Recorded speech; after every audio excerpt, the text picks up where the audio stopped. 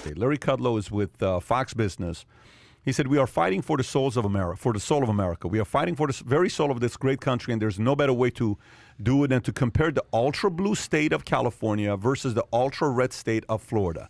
California had some of the hardest COVID lockdown measures, while Florida was among one of the first states to reopen way back in May of 2020. California's economy has a 7.9% unemployment rate. Florida is below 5%. California has a 13.3% top income tax rate. Florida does not have an income tax. California has amongst the biggest homeless population in the country. Though it has only 12% of America's population, California has 1/4 of America's homeless. Let me read that one more time. Even though California only has 12% of America's population, California has 1/4, 25% of America's homeless. Florida is America's freest state, according to Cato Institute survey, #1 in fiscal freedom, #1 in educational freedom. Cato dubs California one of the least free states and flat out dubs it the most croniest state in the union.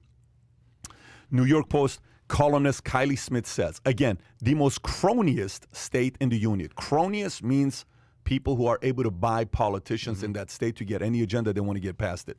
Adam, you're a big Larry Kudlow guy. What do you think about what he has to say about this? Yeah, I actually, he's on Fox Business. He was at one point for a brief stint for like less than a year, Trump's economic advisor, is on his council.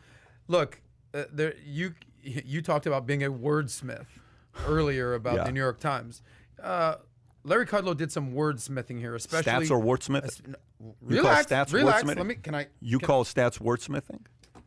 Can I say my point? But you call stats wordsmithing? I'm asking you a question. Can I say my point? You usually ask me what's my point, but I'm about to get to my point. I'm so I'm not curious talking about to the hear. stats. Tell me the stats. Here's my note. Since you so rudely interrupted, sir. Tell us. I said he's right, but it's over dramatic. As an example, here's my problem with him. Yeah. The ultra red state of Florida. Are you willing to say that Florida is ultra Texas red? Is ultra. But by the way, today Texas isn't even ultra red. Hear me out. Today, many people would say Florida's more red than Texas today. Many people would say Florida and Texas have switched in the last 18 months. I don't agree with that. However, I'm just telling you what people are saying. He may have been saying the government is ultra red. But let's hear your brilliant point. Continue your point. I think, look, as someone who has lived in Florida his whole life, I think you would be willing to say DeSantis has done a good job here. Marco Rubio, Rick Scott, those are both senators.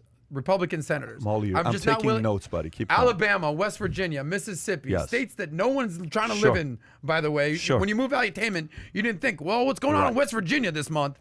That didn't happen. I definitely didn't think California and New York either, by the way. Okay. Yeah. Exactly. And the whole reason, look, the numbers are true. I'm not debating that. My whole thing was he's right, but it's dramatic. It's a dramatic effect. Yeah. This is wordsmithing here. Yeah. The ultra-red state of Florida, no. This is as purple as it gets. It's voted Clinton. It's voted Obama. It's voted Trump. It's voted Biden. Like, it goes either way. However, I think Larry Kudlow has a major point here. I'm in Florida. I'm thankful for living in Florida. It's the freest state in the goddamn union. Respect. Now let's talk to a socialist over here from California. Yeah. Okay, go back to your point. Yeah. Wordsmithing stats? I'm saying I didn't say anything about the stats, Pat. Do you agree? I agree with the stats. So you do I said agree he's with right the and he's stats. true. He's just over dramatic. Okay, what the over dramatic part is The one area ultra red state of which Florida. I disagree with. Exactly. Fine. That's my point. But the stats tell a very and I agree with the simple stats. story. I'm not questioning the right. stats. The stats tell you exactly. what's going I'm thankful on to live during in Florida and not California. Like this. Let's yes. talk to a Californian. Do you know how many people I've brought over here? Yeah. And they've stayed here for a week. Let's just say. Okay. I went to a restaurant the other day, whatever it's called, Blue Moon something. It's right across Fort Lauderdale. It's actually a real nice restaurant. I don't know what it's called. It's a nice restaurant. You go pay lunches like, you pay $6. Blue Martini. I don't know what it's called. Nice restaurant on the water. So I'm there. I'm leaving, and I'm getting the valet. This 65-year-old lady's outside with a mask on. And she says, I cannot believe the level of irresponsibility of these people in Florida. How do you guys dare walk around without a mask on? And Dylan and Tico and Senna are right next to me, right? And my dad next to me. I'm like, really? I said, ma'am, I'm so sorry you feel that way. Where are you from?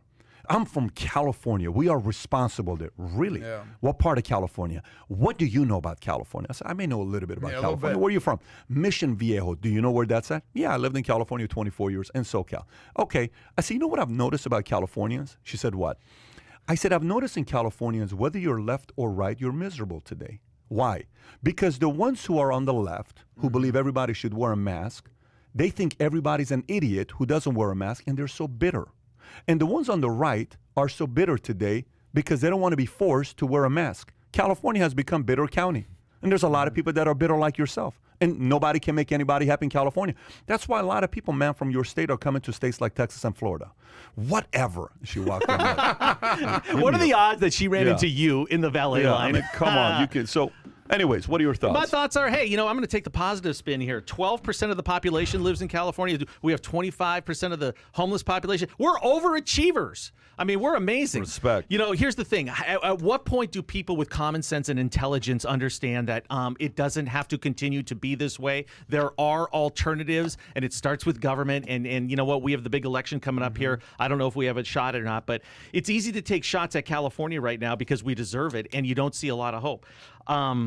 He's also very good at getting the attention. He said that he sees Florida and South Florida replacing Wall Street. I just don't see that happening. Do you? I mean, could you actually see? It would take this state, like not state as a state of Texas. It would take the current state of economy in New York to stay like this for a decade. If it does, it can happen. But if it changes, if California and New York change within the next 18 months, closer to normal, let's just say Larry Elder announced yesterday he's running for governor for California. I don't know if you heard that or not. Last night, Larry Elder, you know who Larry Elder is, who helped flip, I think, Rubin? Black conservative. Black conservative.